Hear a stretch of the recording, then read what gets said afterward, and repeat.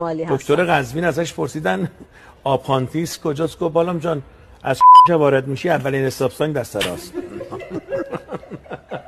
دکترم آدرس میده از که وارد میشی دست راست اولین استاپ. دکتر دیگه آپانتیس اینجا.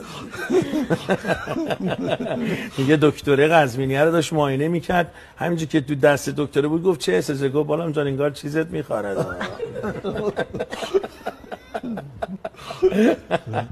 اینم از قزوین که من عاشقشم، اصلا پلیس راهشم زده، گفتم اون دفعه تو برنامه‌تون زده دیر کردن بهتر از هرگز نکردن است.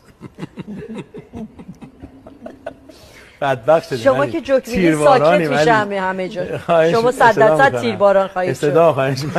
استدلال میکنم واقعا ما اینجا آره دیگه ما داشتیم راجع به غذا صحبت می‌کردیم. ما هم خب شما گفت قزوین دیگه غذا من نمیدونم صحبت کنم، قزوین شوخی موقعی نداره. شوخی نداره. ما گفت پس چطور مامان وقت غذای شمالی درست می‌کنه؟ گفتم سایت جدید قزوینی‌ها رو بهت گفتم، دم رو داد بچه داد کان.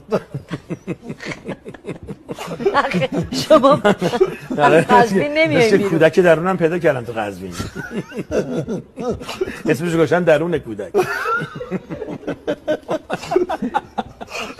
بله.